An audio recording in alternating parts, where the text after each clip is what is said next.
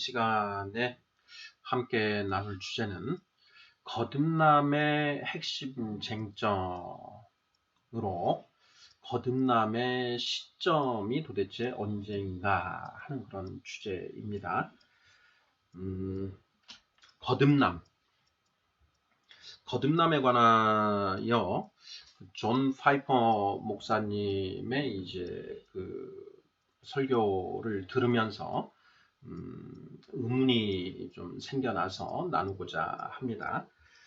이제 존 파이퍼 목사님의 어떤 그런 설교 내용과 그리고 제가 성경을 묵상하고 있는 그 내용이 좀 다른 측면이 있어서 그 부분을 한번 나누어 보고자 합니다.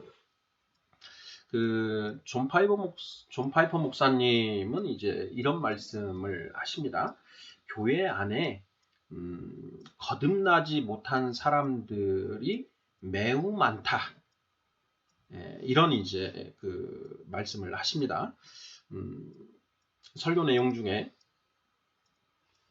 안수 집사도 되고 장로도 되었지만 그 중에 거듭나지 못한 채 안수 집사를 하고 장로를 하시는 분들이 있다. 자, 이러한 분들은 결국은 구원을 못 받는다. 이런 이제 논지에 이제 그런 말씀을 하셨는데요. 거듭남과 관련해서 이제 다양한 그런 풀이가 제기가 되는데 그 거듭남과 관련해서 도대체 왜 이런 관점의 차이가 발생하는지와 관련해서 생각을 좀 나눠봤는데요.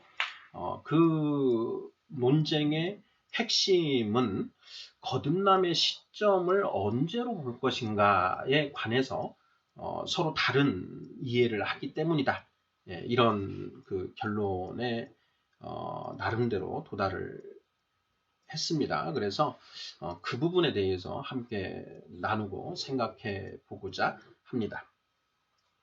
자, 거듭남과 관련해서 우리가 대표적으로 우리가 묵상해야 되는 성경 구절은 바로 요한복음 3장입니다. 요한복음 3장에서 니고데모가 예수님을 찾아오지요.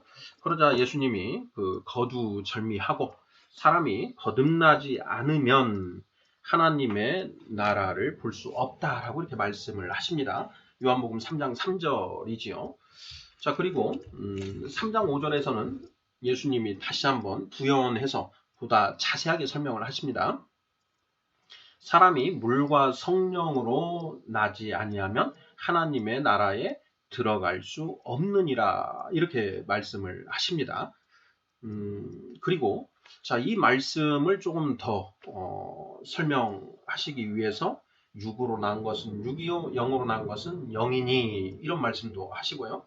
8절에서는 바람이 임의로 불매 그 소리는 들어도 어디서 와서 어디로 가는지 알지 못하는 것처럼 성령으로 난 사람도 그렇다라는 이제 이런 비유의 말씀까지 해주십니다.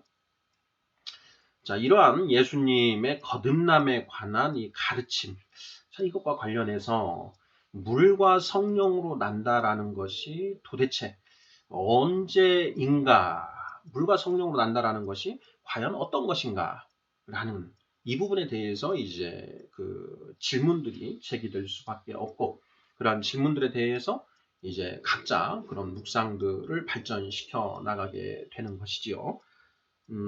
저는 이제 거듭남의 시점을 언제로 보느냐에 대해서 차이가 있을 뿐, 결론에서는 어떤 견해든지 모두 동일하지 않은가, 이런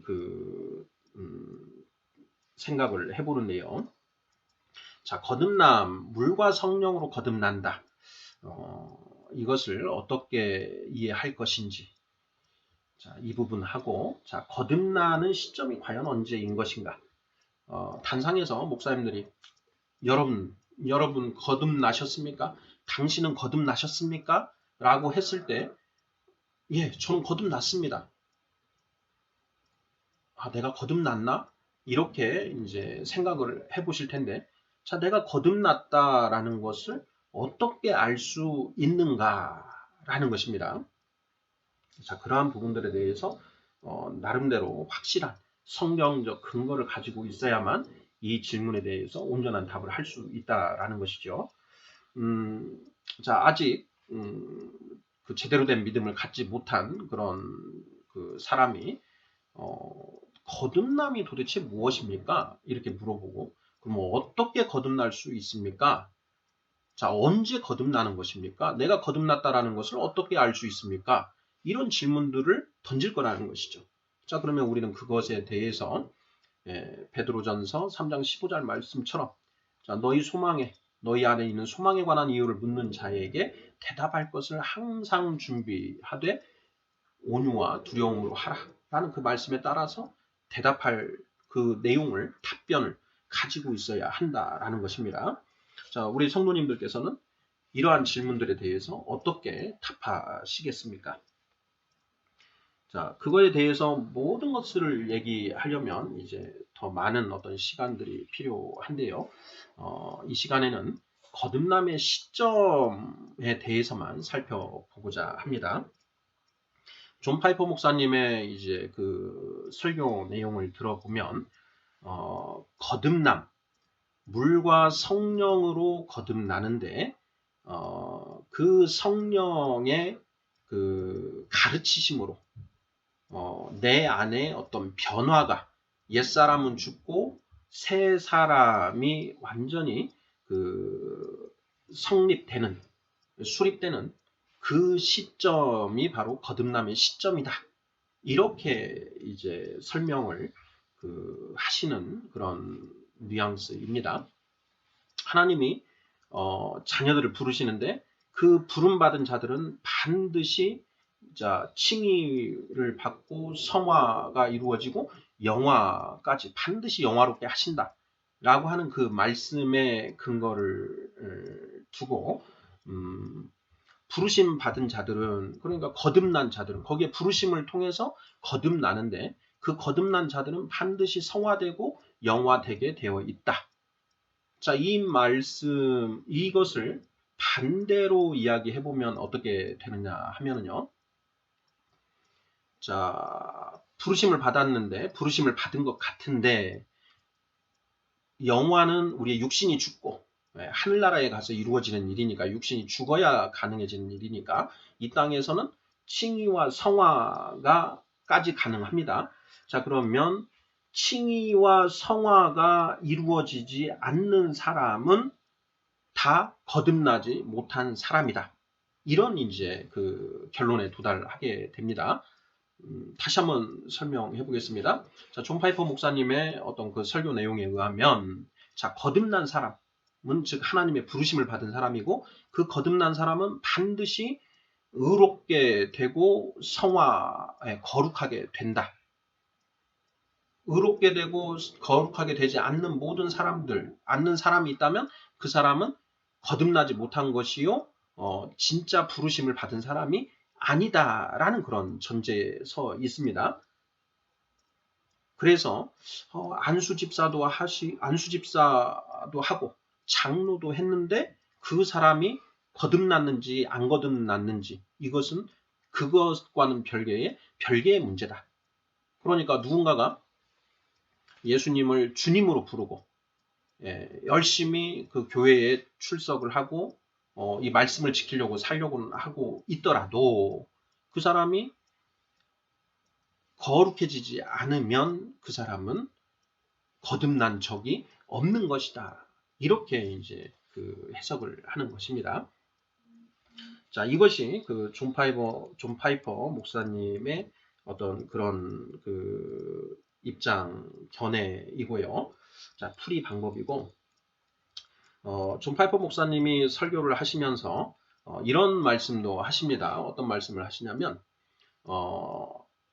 이 땅의 많은 목사님들이 거듭남에 대해서 잘못된 어떤 그 오해를, 잘못된 이해를 하고 있고, 그로 인해서 잘못된 설교를 많이 하고 있다라는 이제 그런 말씀도 이렇게 하십니다.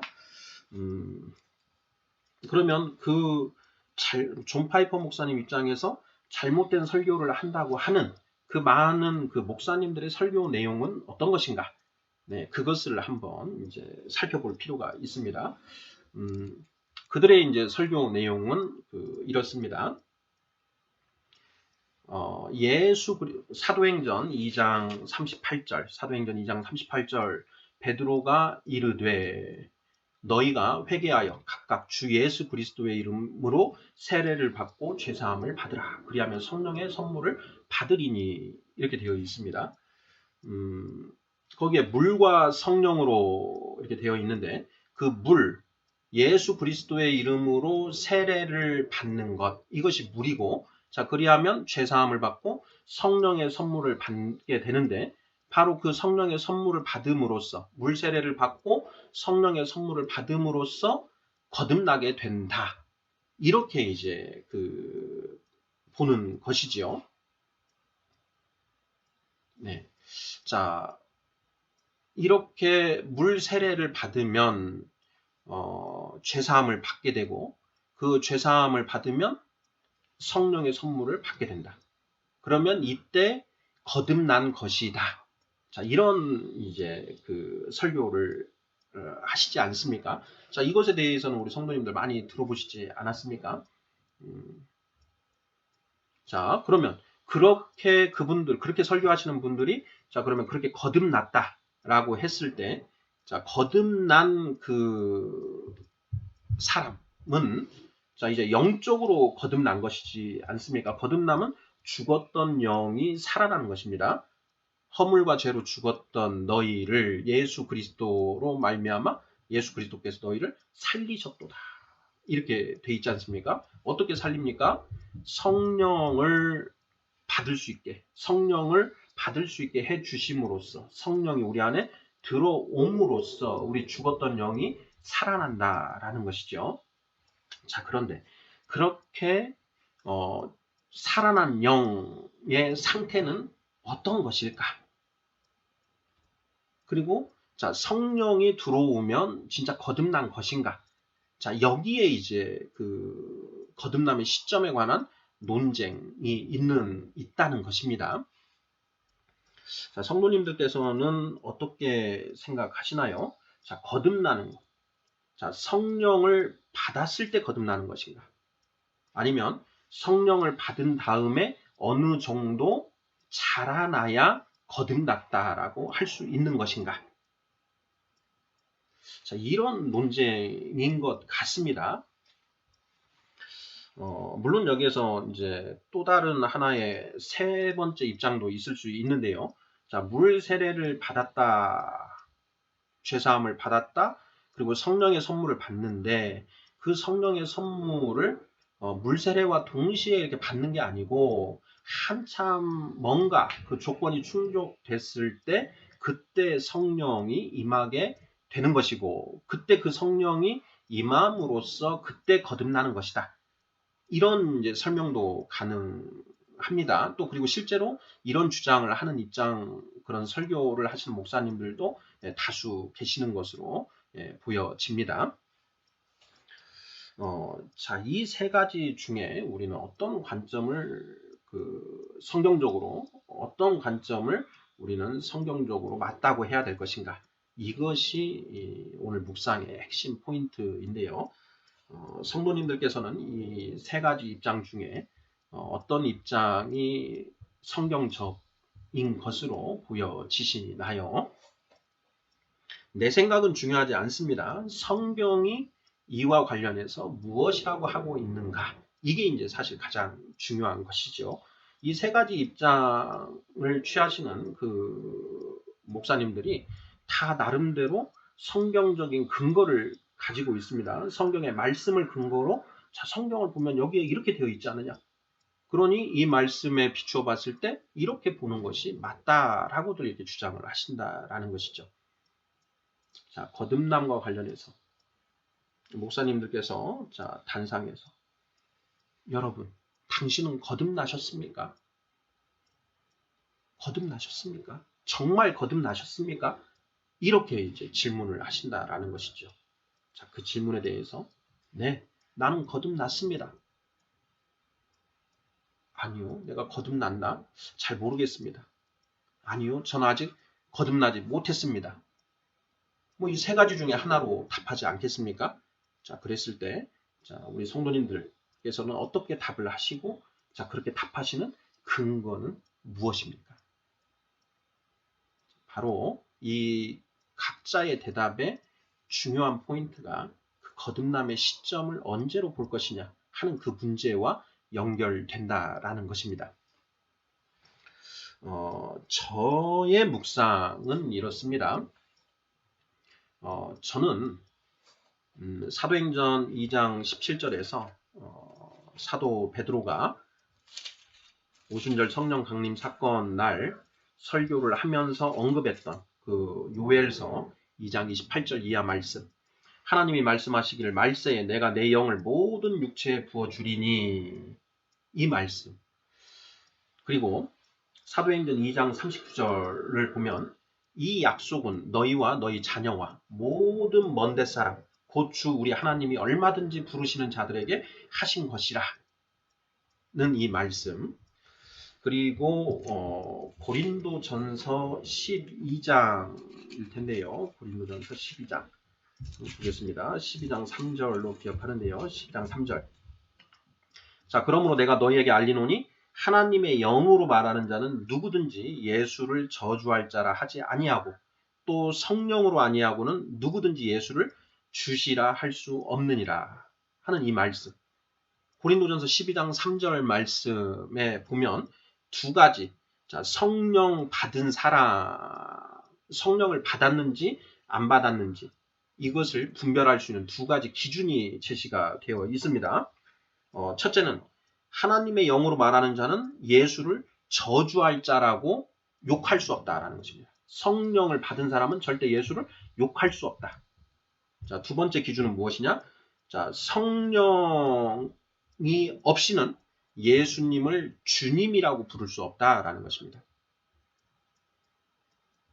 이해가 되시지요? 예, 두 가지입니다. 자, 성령을 받았는가 못 받았는가를 분별하는 그 기준을 고린도전서 12장 3절 말씀이 그 기준을 제시하고 있는데 그 기준이 무엇이냐? 첫째, 성령을 받은 사람은 절대 예수님을 욕할 수 없다라는 것입니다. 그 두 번째 기준은 무엇이냐? 성령을 받지 않은 사람은 절대 예수님을 주님이라고 할 수 없다. 자, 그러면 내가 성령 받았다라는 걸 어떻게 알 수 있느냐? 내가 예수님을 욕할 수 있는가? 없다. 자, 예수님을 내가 주님이라고, 정말 마음속으로부터 내가 예수님을 내 삶의 주님이라고 생각하고 있는가? 이 두 가지에 답할 수 있다면, 예, 나는 예수님을 주님이라고 할 수 있다. 나는 예수님을 욕할 수 없다.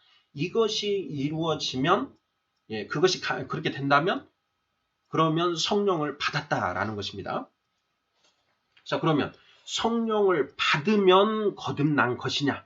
아니면 성령 받고 어느 정도 지난 다음에 거듭나는 것이냐? 여기에 거듭남에 관한 논쟁의 핵심이 있다라는 것입니다. 우리 성도님들은 자, 어떻게 생각하십니까? 그 답을 저는 그 요한, 똑같이 거듭남과 관련해서는 우리 사도 요한 선생이 이 거듭남에 대해서 언급을 많이 했기 때문에 사도 요한 선생의 사도 요한 선생이 기록한 그 성경에서 우리가 그 답들을 찾아볼 수가 있는데요. 자, 요한 1서 2장 12절, 13절, 14절을 보면 자녀들아, 아비들아, 청년들아, 아이들아, 아비들아, 청년들아, 이렇게 이제 반복해서 언급하고 있습니다. 여기에 보면 아이, 청년, 아비 이렇게 이야기를 하고 있는데요. 이것이 어떤 세상의 육적인 나이와 어떤 성장을 기준으로 한 것이 아니고 영적인 성장 정도를 가르쳐서 이야기하는 것이다. 예, 이렇게 보는 게 일반적인 신학자들의 관점입니다. 아이, 청년, 아비. 그러니까 여기 아비는 장성한 자이겠죠. 아이, 청년, 아비 보시겠습니다. 12절. 자녀들아 내가 너희에게 쓰는 것은 너희 죄가 그의 이름으로 말미암아 사함을 받았으며. 아이들은 어떤 상태냐?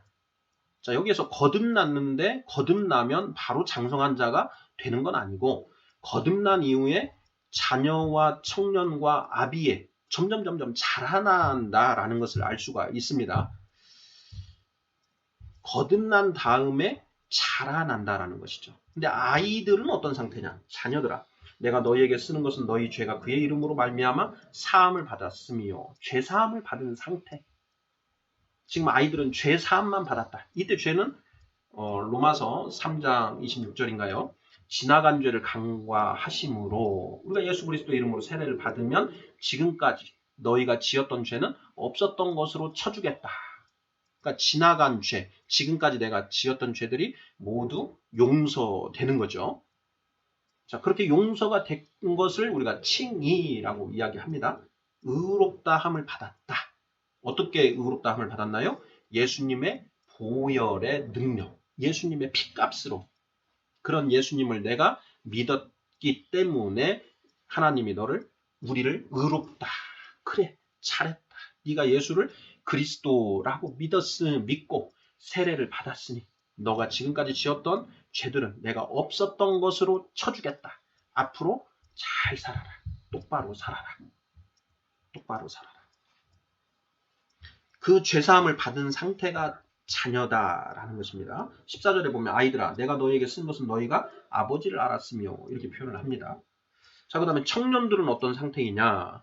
13절 하반절을 보면 청년들아 내가 너희에게 쓰는 것은 너희가 악한 자를 이기었습니다. 악한 자는 사단이죠. 그 사단을 이겼다. 사단의 시험을 이겨냈다. 이겨낸 자들이 청년이다라는 것입니다.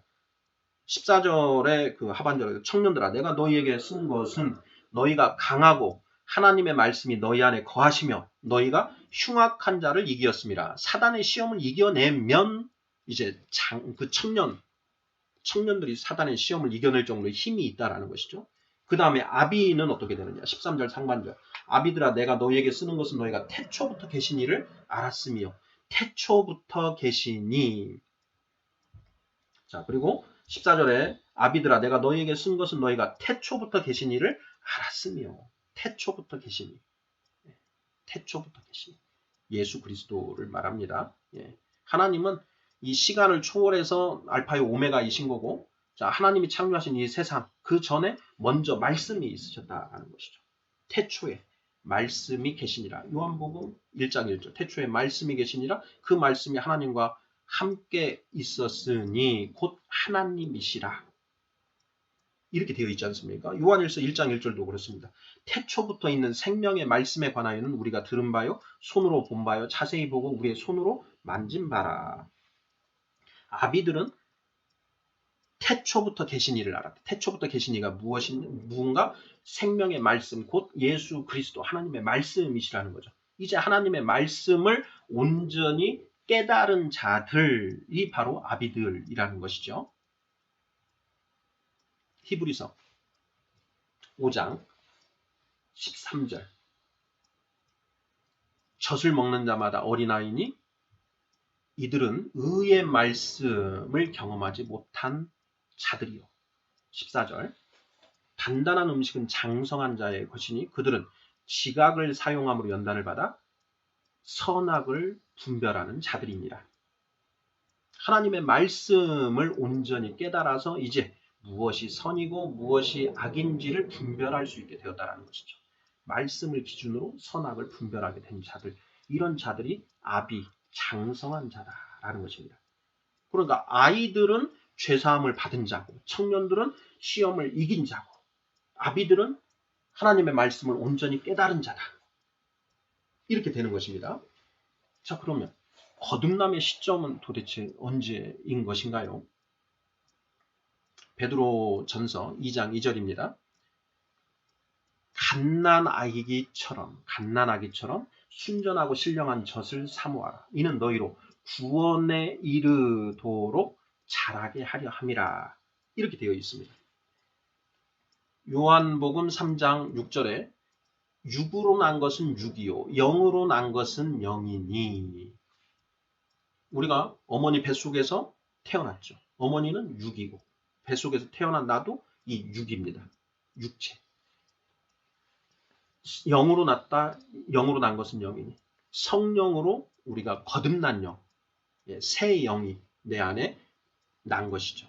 똑같이 육으로 우리가 날 때 어른으로 태어나는 것이 아니라 갓난아기로 태어나는 것처럼 영으로 거듭났을 때도 우리 갓난아기로 태어난다라는 것이죠. 베드로전서 2장 2절. 갓난아기들처럼 순전하고 신령한 젖을 사모하라. 갓난아기들이 엄마 젖을 먹고 자라나지 않습니까? 그것처럼 너희는 순전하고 신령한 젖, 하나님의 말씀이죠. 젖은 하나님의 말씀 중에도 이해하기가 쉬운 것, 누구나 이해할 수 있는 말씀. 이게 이제 젖 아니겠습니까? 단단한 음식은 이해하기가 조금 어려운 성령님의 조명하심과 이 말씀에 대한 어느 정도 그 통찰력, 그 이해력이 생겨야만 비로소 이해할 수 있는 그런 말씀들이 단단한 음식인데요. 베드로전서 2장 2절에서도 거듭나면 갓난아기, 그런 영적인 갓난아기가 된다라는 것입니다. 물론 이것도 저는 이제 생각을 해봤습니다. 그 성령으로 잉태가 되지 않습니까? 잉태가 되고 그 다음에 엄마 뱃속에서 10달을 있어야 태어납니다. 10달을 있어야. 그러면 거듭났다라는 것은 엄마 뱃속에서 나온 그런 상태이니, 자, 성령으로 내 안에 이 거듭난 어떤 그 영이 잉태가 되고, 그런 뒤에 엄마 뱃속에서 그 엄마 그 탯줄을 통해서 이 말씀을 어느 정도 공급을 받고 좀 자라난 다음에 10달 뒤에 뱃속에서 나오는 것처럼 그런 인큐베이팅 하는 그런 과정이 또 있지 않냐. 그러면 성령을 받고 10달 동안 이 자라난 다음에 거듭나는 이런 것도 이제 생각을 해 봤습니다. 그래서 거듭났습니까? 이렇게 물어볼 때에는, 자, 성령으로 잉태가 여러분 되셨는데 지금 그 뱃속에서 나오셨나요? 예, 탯줄을 끊고 이제 혼자 이제 설 수 있는 그런, 혼자 숨 쉴 수 있고 할 수 있는 그런 상태가 되셨습니까? 라는 이런 질문으로도 이렇게 받아볼 수가 있습니다. 자, 이것에 대해서 성경을 어떻게 이해하느냐에 따라서 조금씩 관점이 다를 수 있다라는 것. 이것까지 한번 우리가 생각을 해보고, 그래서 거듭남과 관련된 핵심 쟁점은 이 거듭나는 그 시점이 언제인가라는 이 문제라는 것입니다. 예수님이 바람이 어디서 와서 어디로 가는지 알 수 없는 것처럼 성령으로 난 사람도 언제 어떻게 해서 어떻게 거듭났는지 그걸 알기가 어려운 것이다. 이렇게 말씀하셨습니다. 그러니 이것에 대해서 답하는 것이 쉽지는 않겠죠. 다만 한 가지 분명한 건 있습니다. 제가 묵상한 것 중에 아이가 육으로 난 것은 육이니 아이가 태어나서 엄마 젖을 본능적으로 찾습니다. 왜냐하면 그걸 먹지 않으면 죽으니까요.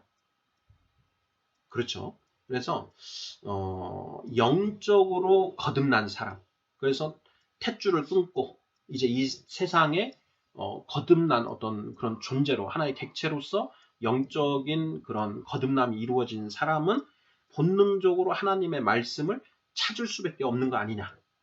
그러면 자, 아직 내가 그 하나님 예수님이 그리스도라는 건 믿어지는데 아직 말씀을 막 찾아서 먹고 말씀을 막 그 허겁지겁 이렇게 먹고 찾는 그런 모습이 없다면 아직 그 뱃속에 있는 것 아니냐, 이런 생각도 해봤습니다. 이와 관련해서 거듭남의 시점과 관련해서 그 논점 성도님들 함께 계속 묵상해 보았으면 합니다. 아멘.